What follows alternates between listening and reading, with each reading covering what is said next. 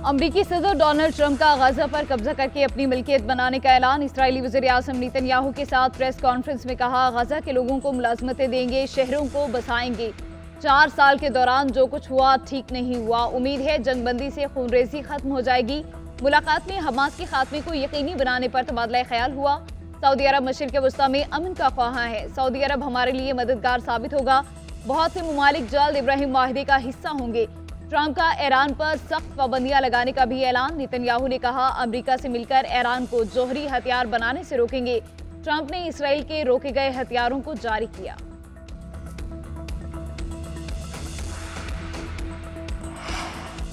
Ismaili community के रूहानी Peshwa Prince करीम आगा खान 88 वर्ष की उम्र में इंतकाल कर गए। प्रिंस करीम आगा खान का इंतकाल पुर्तगाली दारुल-हुकूमत लिस्बन में हुआ। नमाज जनाजा भी लिस्बन में ही अदा की जाएगी। रवायात के तहत उनके जानशीन को नामजद कर दिया गया। मौलाना शाह करीम अल हुसैनी इस्माइली कम्युनिटी के 49वें इमाम थे। शाह करीम ने 6 दिहाइयों तक इस्माइली कम्युनिटी की क़यादत की। प्रिंस करीम ने पाकिस्तान की तरक्की के लिए बेमिसाल खदमात सर अंजाम दी। पाकिस्तान ने मिसाली खदमात पर उन्हें निशान इम्तियाज़ और निशान पाकिस्तान से नवाजा। प्रिंस आगा खान को दीगर ममालिक में भी बड़े खताबात और एजाज़ात से नवाजा गया।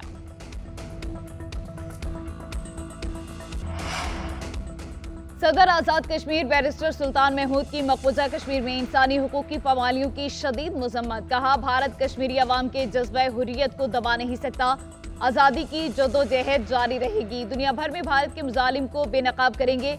वज़ीर आज़म आज़ाद कश्मीर चौधरी अनवारुल हक ने अपने पैगाम में कहा, 5 फरवरी पाकिस्तान और कश्मीरी अवाम में हमाहंगी की पहचान है। मजलूम कश्मीरियों की जद्दोजहद आज़ादी में उनके साथ खड़े हैं। गिलगित बल्तिस्तान असेंबली में कश्मीरियों के हक में मुतफ़िका करारदाद मंजूर। करारदाद में कश्मीरी अवाम के हक खुद इरादीत की भरपूर हिमायत का इयादा। मकबूजा जम्मू कश्मीर में जारी भारतीय मुसालिम की शदीद मजम्मत। पाकिस्तान किसी भी मुहिम जोई का भरपूर ताकत से जवाब देगा। Army chief general Syed Asim Munir का कोर कमांडर्स कॉन्फ्रेंस में 2 टोक पैगाम। कहा, भारतीय फौज की खोखले बयानात उनकी बढ़ती हुई मायूसी की निशानदही करते हैं। पाक फौज मुल्की खुद मुख्तारी और सालमियत की दिफा के लिए मुकम्मल तैयार है।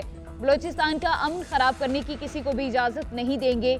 पाकिस्तान में फितना और खारिज की दहशतगर्द कार्रवाइयों के लिए अफगान सरजमीन के इस्तेमाल पर गहरी तशवीश का इजहार।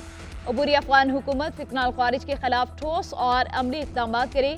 अस्करी क़यादत का मुतालबा। शुरका की मकबूजा कश्मीर में इंसानी हुकूक की खिलाफ वर्जियों की भी मजम्मत। –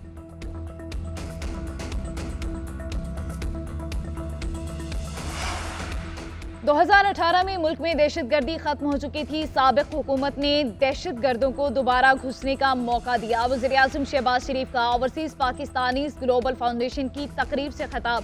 कहा, माजी में अमन कायम करने के लिए सैकड़ों दहशतगर्दों को छोड़ा गया। हाल हमने देख लिया, इससे बड़ी मुल्क दुश्मनी नहीं हो सकती।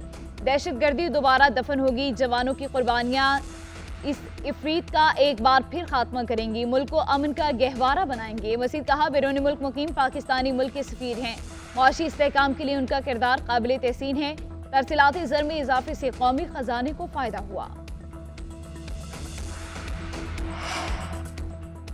हुकूमत फौरी इस्तीफा दे, नए इंतखाबात कराए जाएं। अपोजिशन जमातों का यक जुबान मुतालबा। रहनुमा तहरीक इंसाफ असद कैसर के घर अपोजिशन रहनुमाओं का बड़ा इकट्ठ।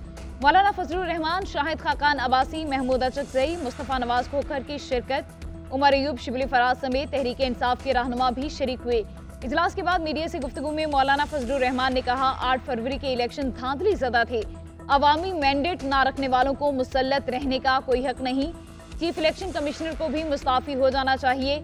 शाहिद खाकान अब्बासी बोले, रहनुमाओं ने इत्तफाक किया कि सियासी कैदियों को फौरी रिहा किया जाए। नए इलेक्शन ही मुल्क को मुआशी बहरान और दीगर मसाइल से निकाल सकते हैं।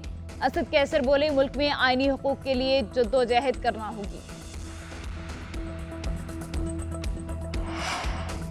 बानी पीटीआई की जानिब से कोई खत नहीं मिला। एस्टैब्लिशमेंट को ऐसे किसी भी खत को पढ़ने में कोई दिलचस्पी नहीं। सिक्योरिटी जराये ने किसी भी खत मिलने की तरदीद कर दी। सिक्योरिटी जराये के मुताबिक तहरीक इंसाफ ने खत लिखने के नाम पर एक और नाकाम ड्रामा करने की कोशिश की। उन्होंने किसी भी मामले पर बात करनी है तो सियासतदानों से करें। मीडिया पर एक खबर सामने आई कि बानी पीटीआई ने आर्मी चीफ आसिम मुनीर को खत लिखा। बानी पीटीआई की जानिब से कोई खत नहीं मिला और न ही ऐसे किसी खत को पढ़ने की ख्वाहिश है।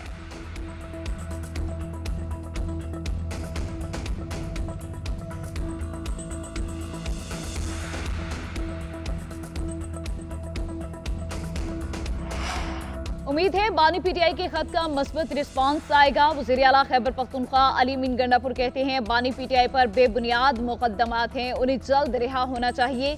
चेयरमैन पीटीआई बैरिस्टर गौहर बोले बानी की जानिब से आर्मी चीफ को लिखा गया खत मैंने नहीं देखा।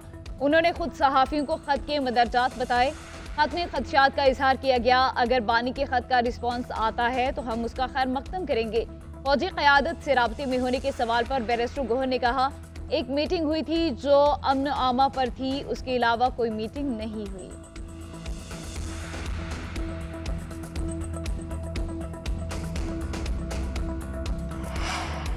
खत लिखेंगे गर्चे मतलब कुछ ना हो, हम तो आशिक हैं तुम्हारे नाम के, फरागत में भी यही काम होता है। ये खत इश्क का एक मुजाहिरा है, निजाम इस तरह नहीं बदले जा सकते।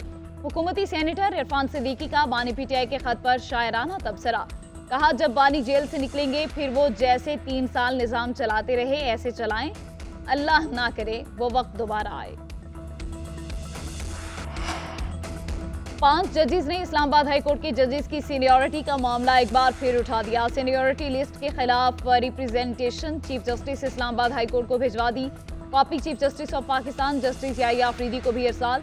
जजेस ने मौक़िफ़ अपनाया कि चीफ जस्टिस आमिर फारूक की मंजूरी से गुज़िश्ता रोज जजेस की सीनियरिटी लिस्ट जारी कर दी गई थी। दूसरी हाईकोर्ट में ट्रांसफर होने पर जज को नया हल्फ लेना पड़ता है। ट्रांसफर होने वाले जज की सीनियरिटी नए हल्फ के मुताबिक होगी। 5 जजेस में justice Mohsin Akhtar Kayani, justice Tariq Mahmood Jahangiri, justice Babar Sattar, justice Sardar Ejaz Ishaq Khan और जस्टिस समन रिफत इम्तियाज शामिल। जस्टिस मियांगुल हसन औरंगजेब और जस्टिस अरबाब मोहम्मद ताहिर की जानिब से अलग से रिप्रेजेंटेशन फाइल किए जाने का इम्कान।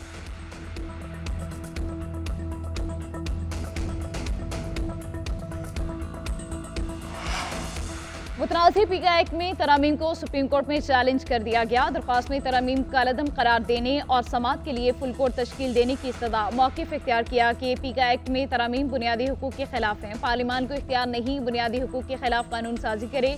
फुल कोर्ट न सिर्फ तरमीम बल्कि असल पीका एक्ट का भी बुनियादी हुकूक के तनाजुर में जायजा ले। उधर स्पीकर पंजाब असेंबली मलिक अहमद खान कहते हैं हुकूमत को पीका कानून पर सहाफ़ियों के तहफ़्फ़ुज़ात दूर करने चाहिए। कोई नहीं चाहता कि सहाफ़ियों पर पाबंदियां लगें।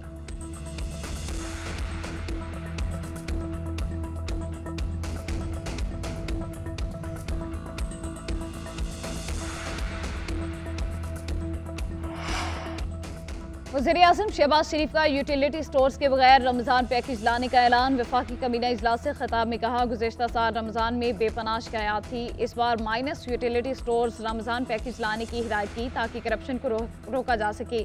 उसके लिए वजारत फूड सिक्योरिटी को जिम्मेदारी दे दी। पाकिस्तान मुआशी इस्तेहकाम के बाद अब मुआशी तरक्की की राह पर गामज़न है। वज़ीर-ए-आज़म का जनवरी में महंगाई कम तरीन शरह 2.4% आने पर वज़ीर ख़जाना, उनकी टीम और FBR से इज़हार तशक्कुर। सिंध और बलोचिस्तान से ज़राई टैक्स की मंजूरी पर सदर जरदारी, बिलावल भुट्टो और नवाज शरीफ का शुक्रिया अदा किया।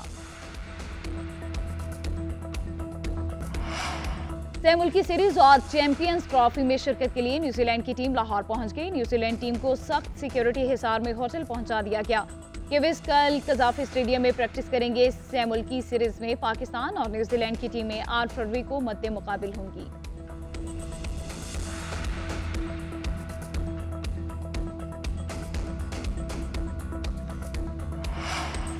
ICC चैंपियंस ट्रॉफी के लाहौर में जलवे। गवर्नमेंट गुलबर्ग कॉलेज में ट्रॉफी की मुंह दिखाई। तालिबात का जोशो जज्बा काबिल दीद। खूब सेल्फियां बनवाई। ट्रॉफी 8 फरवरी को पाक न्यूजीलैंड मैच के दौरान कजाफी स्टेडियम में भी रखी जाएगी। टूर 14 फरवरी को कराची में खत्म होगा। मेगा इवेंट का इफ्तिताही मैच पाकिस्तान और न्यूजीलैंड के दरमियान 19 फरवरी को होगा।